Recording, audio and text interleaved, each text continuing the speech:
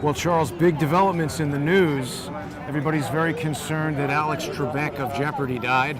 Well, I think they're going to be even more delighted to learn that I have a freshly dry cleaned jacket on and a new shirt.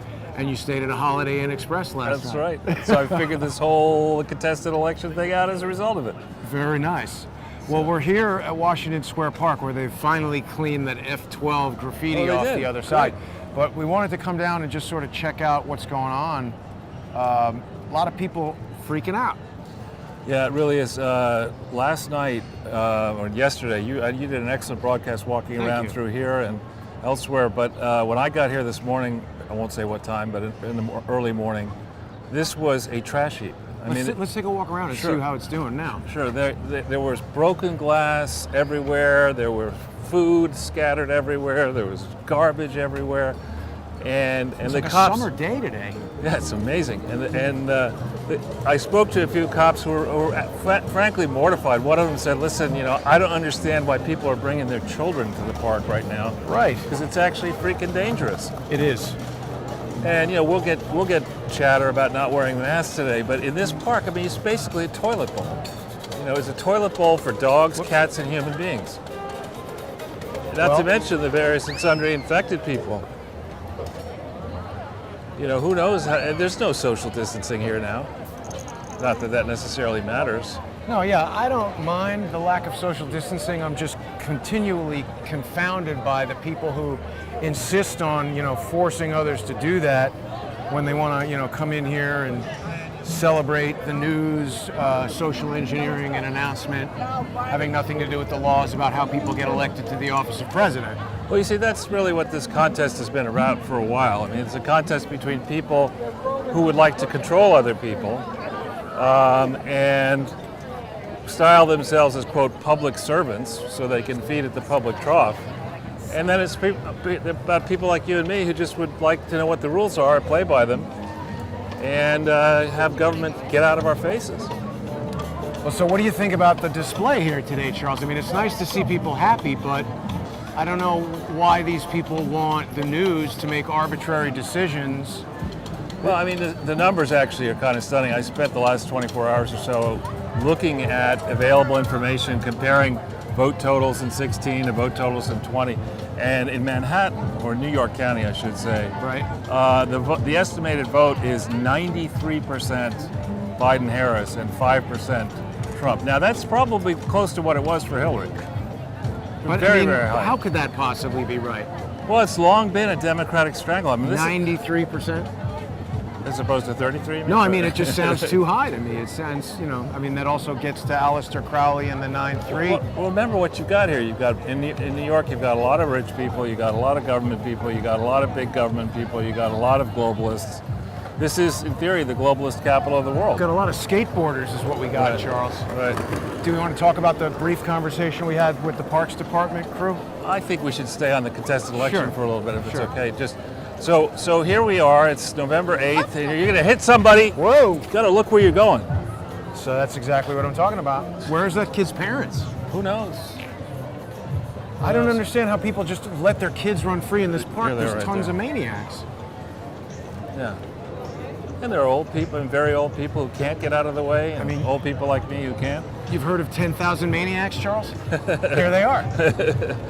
So, go get a hug, Jason, if you want. No, I'm good, thanks. I'm not into unsolicited hugs.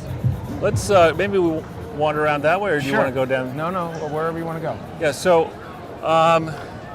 what has happened is this was, as usual, a very carefully scripted set of events to sell a narrative to the public that is, as usual, false.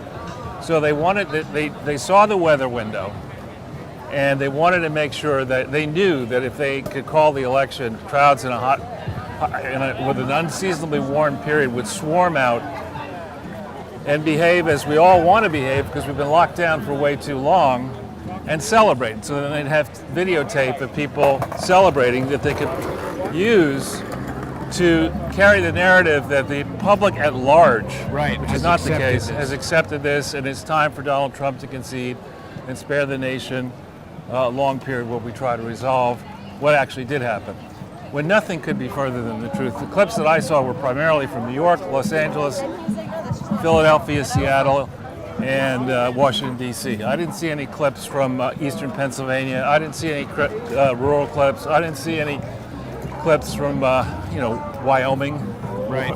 or red states. So this is really so much garbage. And the truth is, if we apply the Cheryl Atkinson test, and any comments being made by the pro-Biden side at this point, let's examine the rationale, if any, of their arguments by contrasting it to similar arguments made against Trump. So in the case of against Trump, the idea was with absolutely, as you said in your broadcast, with no evidence of any kind.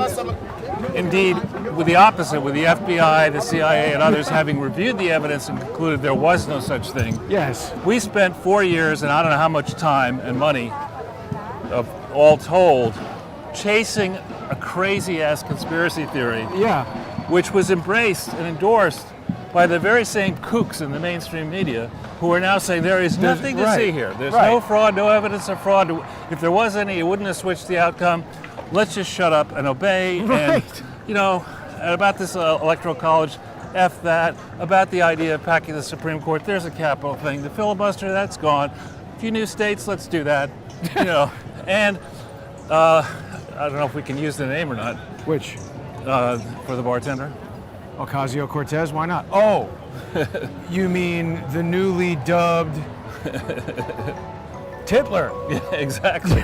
Saying She wants us on a list, Charles. not just us, 70 million people, almost 71 million people who voted for Donald Trump, the highest ever number of people, and Trump's count I would guess is legitimate, whereas the other one's invented. The highest number of people in America have ever voted for a single presidential candidate that will come close to being confirmed as we go through this process. She wants a list of those people to persecute. And that's precisely the mentality of the Clintons. I don't know which way you want to go here. Well, it's up to you, wherever we want to go. Maybe this way? Let's follow down Broadway and stuff we've seen before to see how it's deteriorated over the week. It's going to be upsetting, I think. All right, we're going to probably need a visa.